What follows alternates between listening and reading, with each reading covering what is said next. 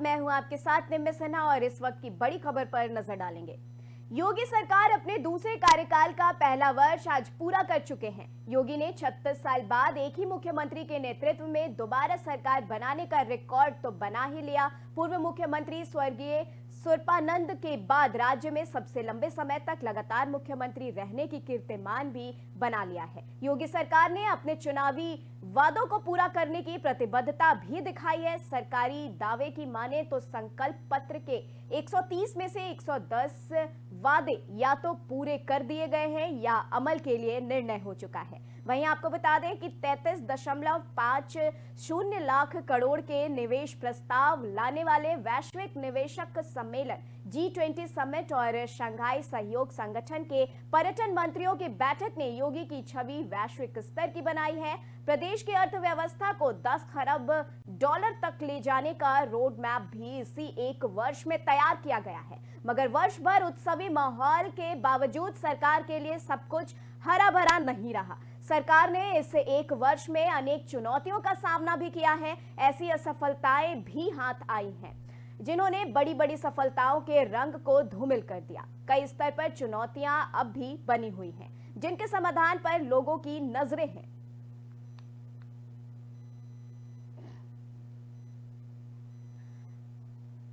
तो आपको बता दें कि वर्ष भर उत्सवी माहौल के बावजूद सरकार के लिए सब कुछ हरा भरा नहीं रहा है। इस पूरे कार्यकाल में सरकार ने इस एक वर्ष में अनेक चुनौतियों का सामना भी किया है। ऐसी असफलताएं भी हाथ आई हैं जिन्होंने बड़ी बड़ी सफलताओं के रंग को भी धूमिल कर दिया है। कई स्तर पर चुनौतियां अब भी बनी हुई हैं जिनके समाधान पर लोगों की नजरें भी टिकी हुई हैं।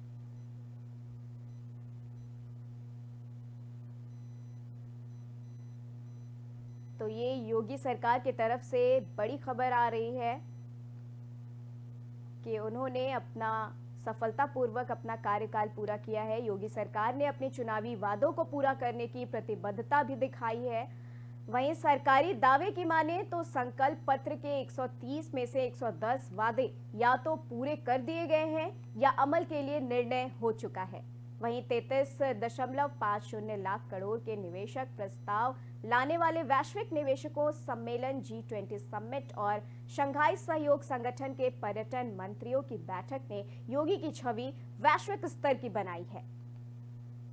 आपको बता दें कि प्रदेश की अर्थव्यवस्था को लेकर 10 खरब डॉलर तक ले जाने का रोड मैप भी इसी एक वर्ष में इन्होंने तैयार किया है। मगर वर्ष भर उत्सवी माहौल के बावजूद सरकार के लिए सब कुछ हरा भरा नहीं रहा है। सरकार ने इस एक वर्ष में अनेक चुनौतियों का भी सामना किया है। ऐसी असफलताएं भी हाथ लगी है जिनके सामने बड़ी बड़ी सफलताओं के रंग भी फीके पड़ गए हैं। कई स्तर पर चुनौतियां अब भी बनी हुई हैं जिनके समाधान पर लोगों की नजरें टिकी हुई हैं।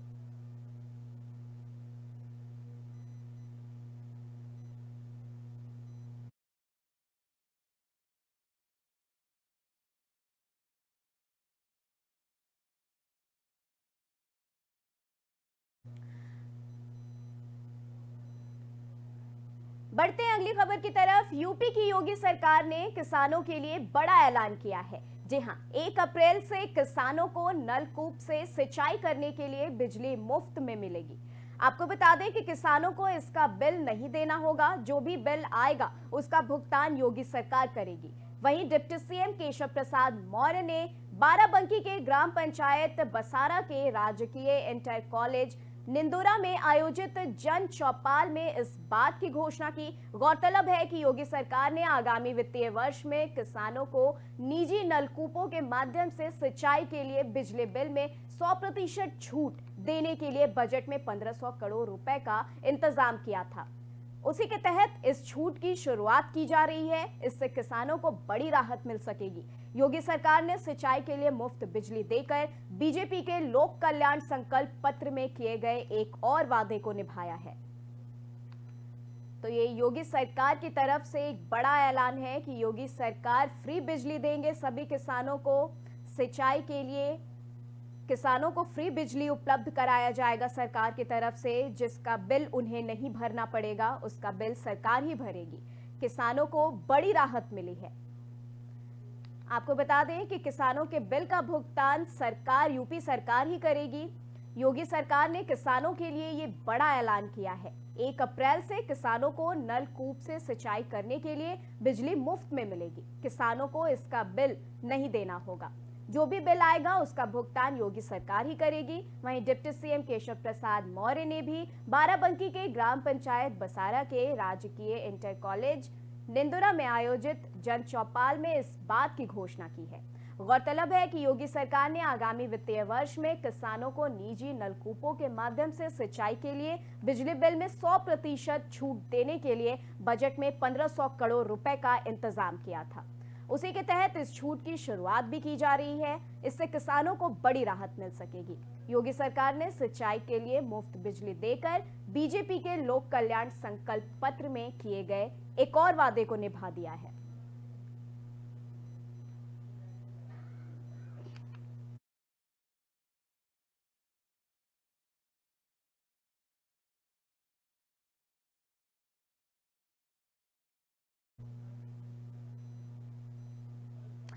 अगली खबर उमेश पाल हत्याकांड से आ रही है। आपको बता दें कि उमेश पाल हत्याकांड में फरार शूटर गुड्डू मुस्लिम के घर को मिट्टी में मिलाने की कार्रवाई की जा सकती है। गुड्डू मुस्लिम उमेश पाल की हत्या के बाद से ही फरार है। पुलिस उसकी तलाश में लगातार कई जगहों पर दबिश दे रही है, लेकिन पुलिस के हाथ अब भी खाली हैं। ऐसे में अब उसे मिट्टी में मिलाने की कार्रवाई तेज हो गई है। वहीं आपको बता दें, प्रयागराज विकास प्राधिकरण ने गुड्डू मुस्लिम के घर पर बुलडोजर चलाने की तैयारी कर ली है। आज गुड्डू मुस्लिम के घर पर बुलडोजर चलाया जा सकता है। तो ये बड़ी खबर आ रही है उमेश पाल हत्याकांड से।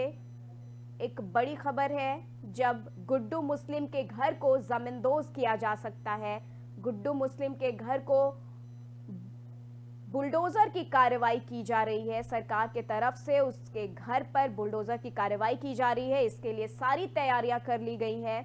आपको बता दें कि गुड्डू मुस्लिम कई दिनों से फरार चल रहा है, जिसकी तलाश में पुलिस जुटी हुई है, लेकिन पुलिस एक लंबे समय के बाद भी पुलिस के हाथ अब तक कोई कामयाबी हाथ नहीं लगी है, जिसको लेकर अब पुलिस मजबूर है। गुड्डू मुस्लिम के बुलडोजर के घर पर बुलडोजर चलाने के लिए अब पुलिस मजबूर हो चुकी है और आज ये कार्रवाई की जाएगी।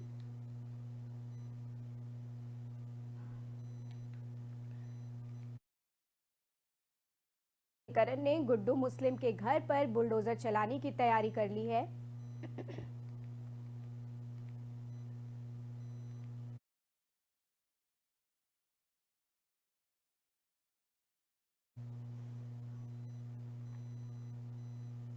बढ़ते हैं अगली खबर की तरफ। कांग्रेस के पूर्व सांसद और बॉलीवुड एक्टर राज बब्बर ने आगरा में राहुल गांधी की सजा और संसद की सदस्यता रद्द किए जाने को लेकर बयान दिया है।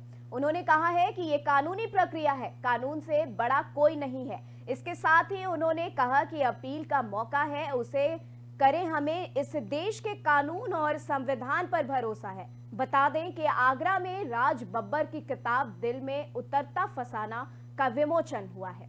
इस कार्यक्रम में मीडिया से बात करते हुए राज बब्बर ने कहा कि मैं सभी का धन्यवाद देता हूं। वहीं साल 2024 में फिर से राजनीति में आने पर कहा कि मैं बहुत मेहनत की है मैंने, और मैं अब इस पड़ाव पर हूं, जो मेरे से होगा मैं वो करूंगा। बता दें कि गुजरात के सूरत की अदालत ने राहुल गांधी को मानहानि मामले में 2 साल की सजा सुनाई है। अब उनकी संसद सदस्यता भी चली गई है। तो ये खबर आगरा से आ रही है। आपको बता दें कि राहुल गांधी की सदस्यता रद्द हो गई है। कानून से बड़ा कोई नहीं है। इस कार्यक्रम में मीडिया से बात करते हुए राज बब्बर ने कहा है कि मैं सभी का धन्यवाद देता हूं। वही साल 2024 में फिर से राजनीति में आने पर कहा कि मैंने बहुत मेहनत की है, मैं अब इस पड़ाव पर हूं, जो मेरे से होगा वो मैं करूंगा। बता दें कि गुजरात के सूरत की अदालत ने राहुल गांधी को मानहानि मामले में 2 साल की सजा सुनाई है। अब उनकी संसद सदस्यता भी खत्म हो गई है। एक किताब के विमोचन के दौरान राज बब्बर ने ये बातें कही हैं।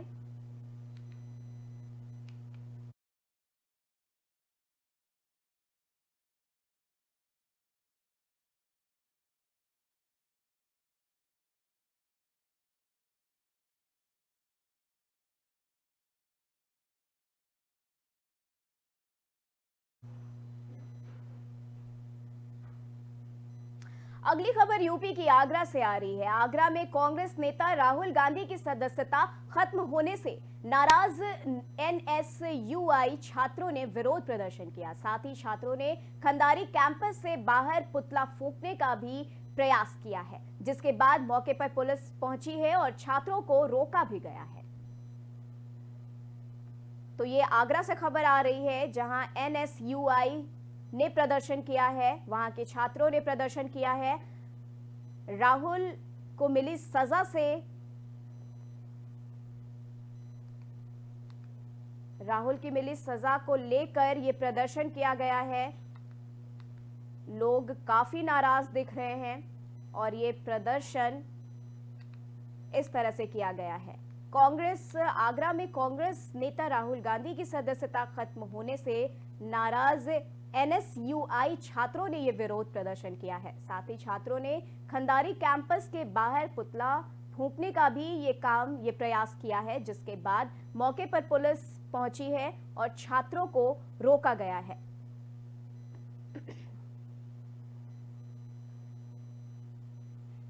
राहुल गांधी को मिली सजा को लेकर लोग अपना प्रदर्शन कर रहे हैं। इस बात से नाराज लोग अपना प्रदर्शन कर रहे हैं। ये छात्र राहुल गांधी की सजा के खिलाफ हैं। आपको बता दें कि वहीं उन्होंने सरकार का भी पुतला फूंका।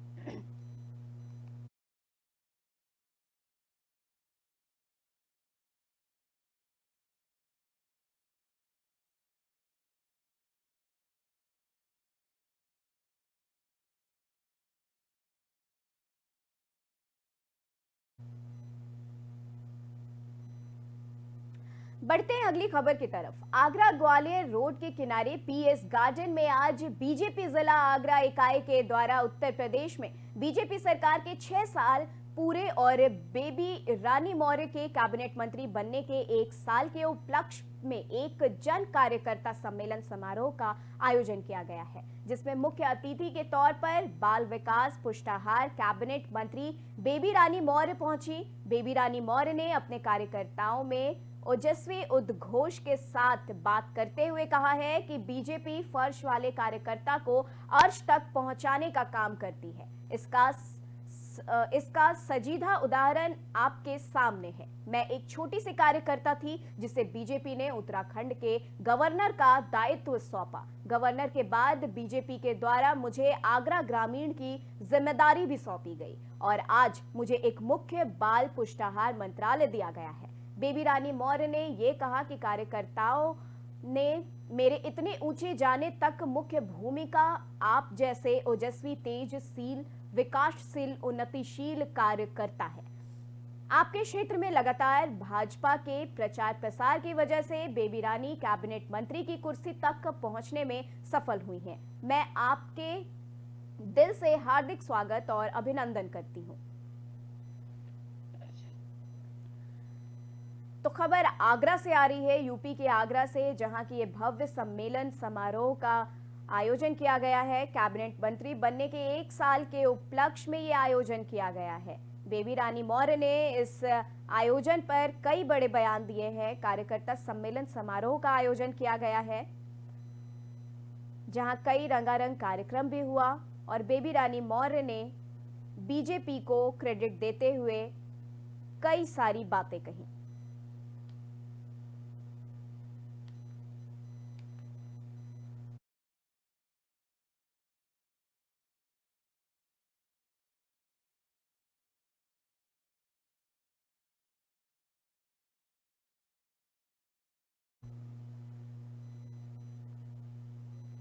अगली खबर बिजनौर से। बिजनौर में बीजेपी कार्यकर्ताओं ने नगर पालिका चौराहे पर सूरत की अदालत द्वारा एक मानहानि मामले में राहुल गांधी को 2 साल की सजा सुनाई जाने का समर्थन करते हुए जोरदार प्रदर्शन कर राहुल गांधी के खिलाफ जमकर नारेबाजी की। बीजेपी नेता ने कहा कि राहुल गांधी द्वारा बैकवर्ड और दलितों के खिलाफ आए दिन अमर्यादित टिप्पणी की जाती थी, जिसको लेकर कोर्ट ने उन्हें दोषी करार दिया, जिसका बीजेपी समर्थन करती है। दरअसल कांग्रेस नेता राहुल गांधी को उनकी मोदी सरनेम टिप्पणी पर आपराधिक मानहानि मामले में दोषी ठहराए जाने पर एक बहुत बड़ा झटका लगा है। राहुल गांधी की लोकसभा की सदस्यता भी रद्द हो गई है। वहीं आपको बता दें कि कांग्रेस नेता को सूरत की अदालत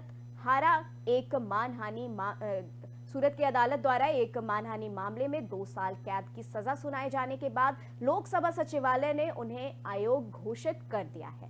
मोदी सरनेम टिप्पणी मामले में सूरत की कोर्ट ने उन्हें 2 साल की सजा भी सुनाई है। हालांकि कोर्ट ने सजा को 30 दिन के लिए निलंबित कर दिया है।